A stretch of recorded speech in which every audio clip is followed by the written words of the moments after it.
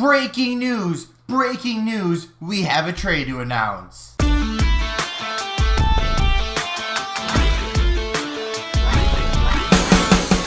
What's on, guys? J-Hoy back with you. Today, welcome back to some more NHL content.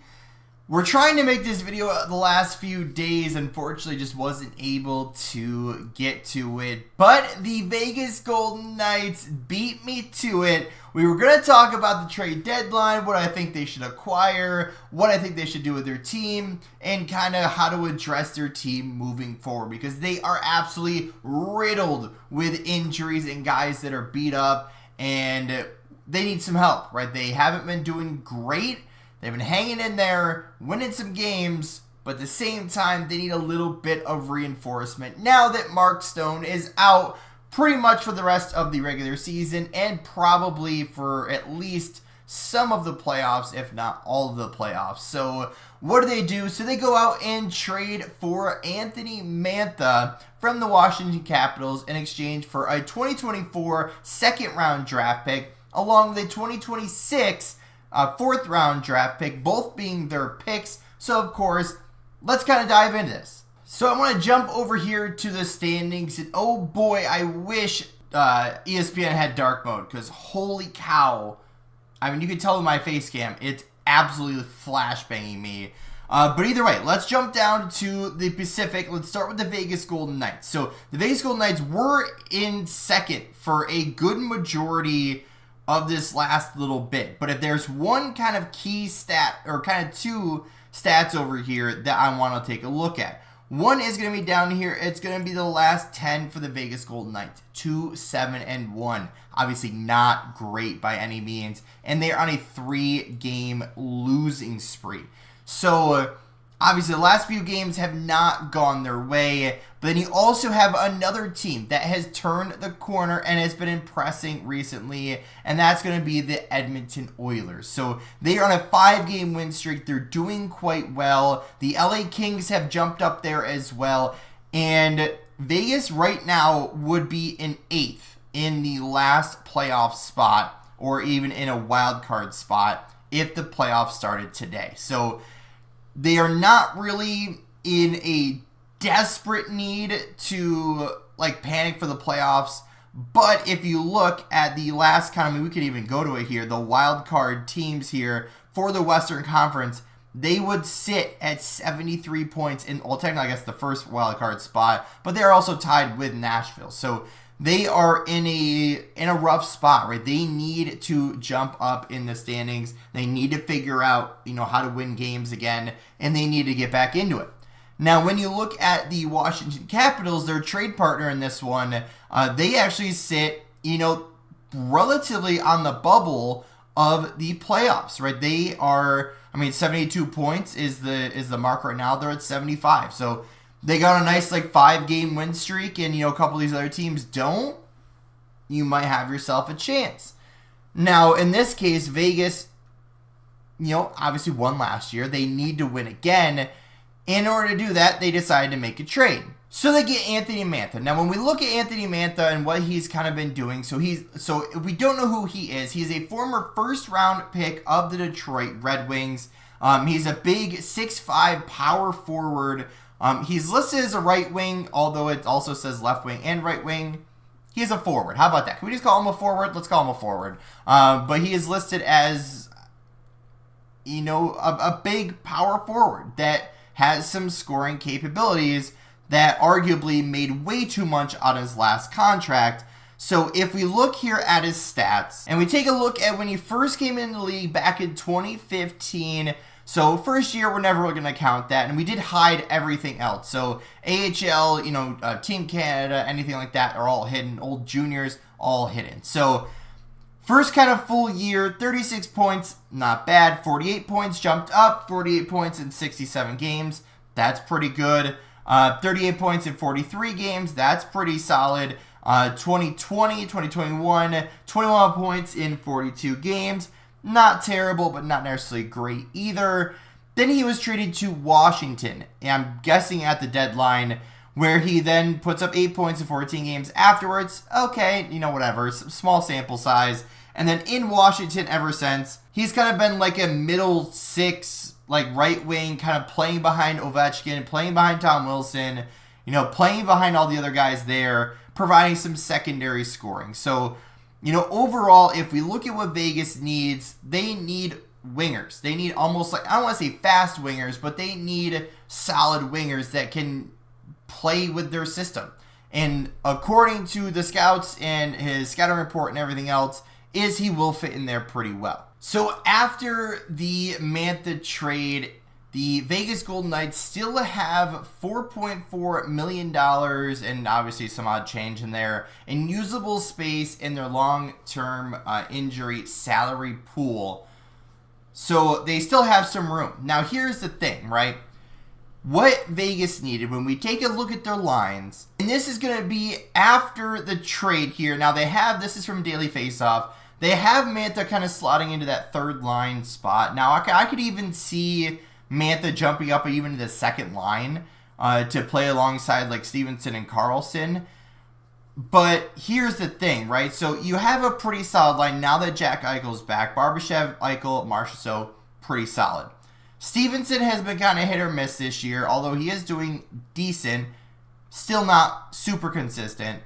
But then Carlson, who's been their great second-line center this entire time. Amadio's been a fill-in guy. Cotter's been a fill-in guy. Waugh has been a solid third-line centerman when he actually gets put there, and he isn't wasted away on the fourth line as just a checking guy. He is a pretty solid third-liner. Mantha there is an interesting spark, but here's the thing, right? With the exception of the top 5, I'll say, or even top 6 forwards there, being the top 2 lines, but minus Amadio and put Waugh up there. And even forget about Mantha for a second, your bottom 6 is a bunch of just random people.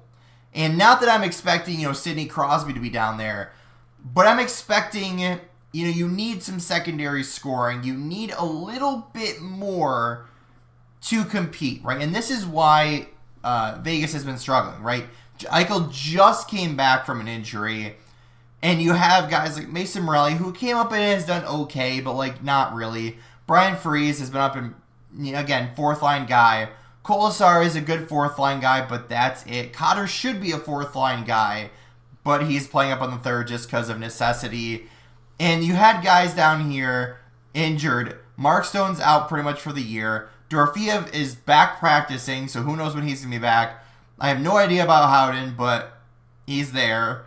Carrier's gone for who knows how long, and then Bjorn Foot is actually playing the AHL, so I'm not sure why he's still on there. You needed some more secondary scoring, and I would even like to see one more forward added to this squad. And I wouldn't even mind if you traded away, one of your bottom 6 / top AHL nobodies that are not going to be part of next year.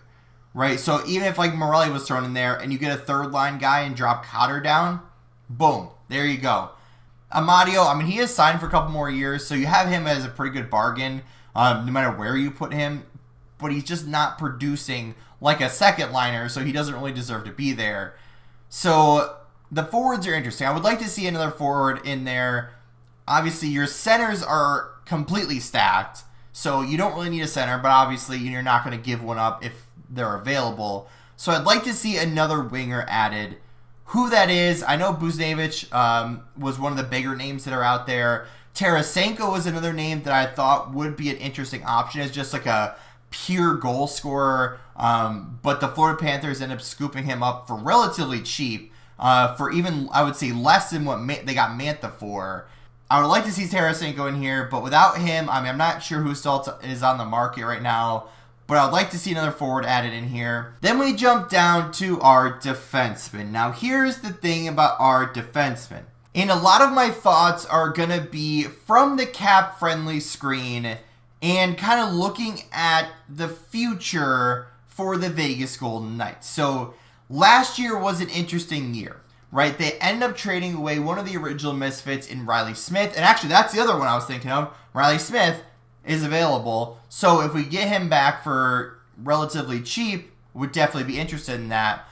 But they had to trade him away almost strictly due to salary cap.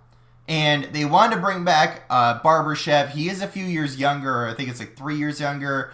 So I understand that, right? They wanted to sign Barbashev to a good-sized deal. So it does lock him up till he's, 33 years old, something like that. So I get that. But now this year, you're back in the same position with a few guys needing contracts. So you're back with Jonathan Marchessault needing a contract next year. Now he is going to be 33 years old, still going into next year. So you're not going to sign him long term. He'll probably get like a 2 or 3 year deal at whatever, $1 million. Then you have Mantha. If he does good, maybe do you want to keep him around? I would like to think so, but you never know.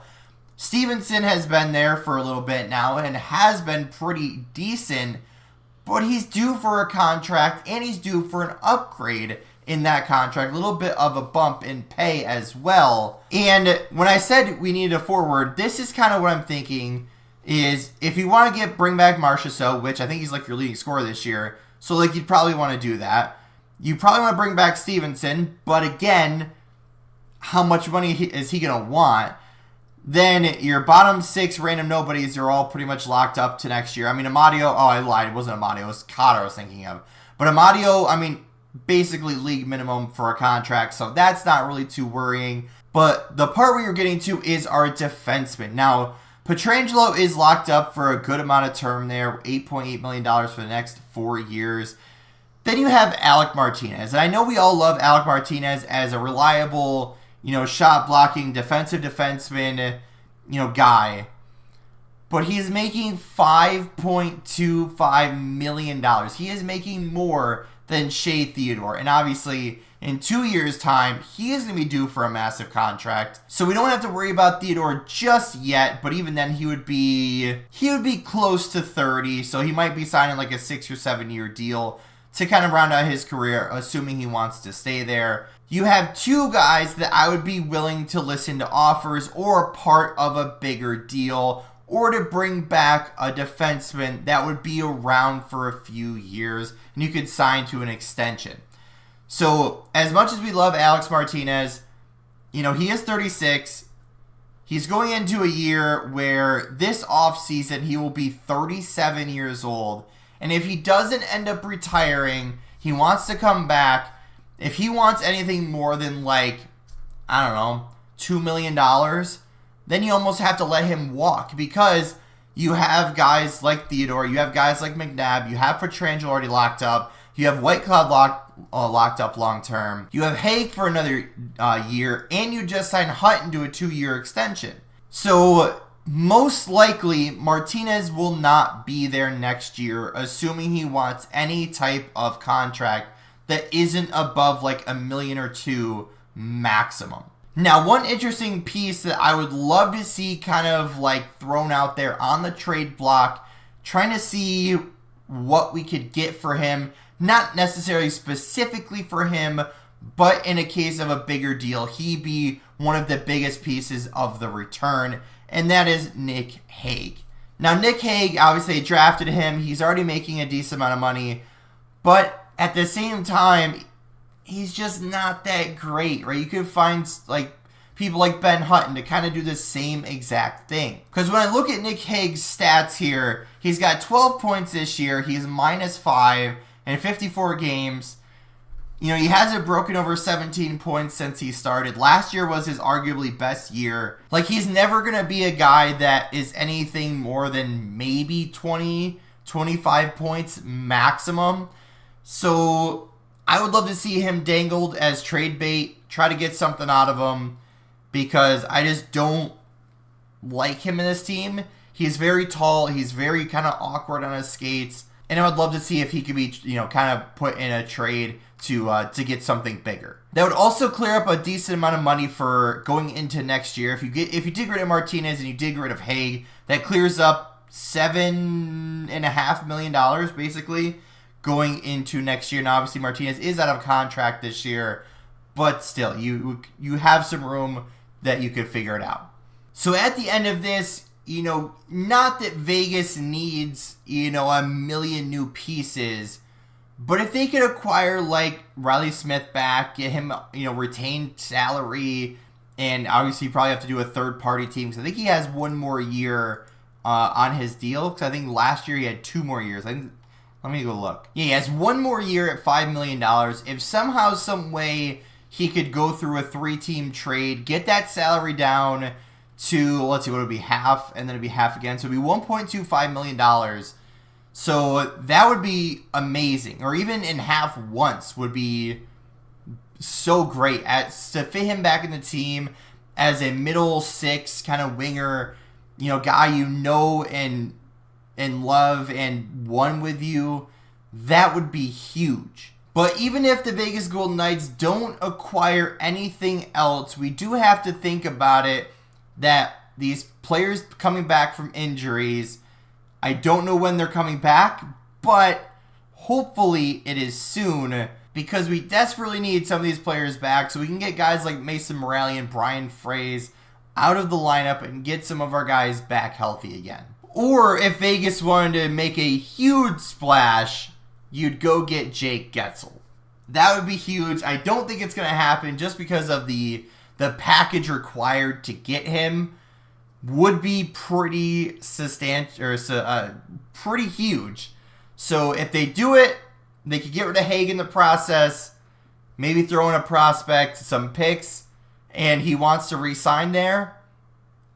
I think we'd have a pretty good discussion going forward. But that's going to do it for today's video. If you did enjoy, hit the like button down below if you haven't yet, or if you're brand new here, make sure to subscribe. And as always, guys, we'll see you in the next one.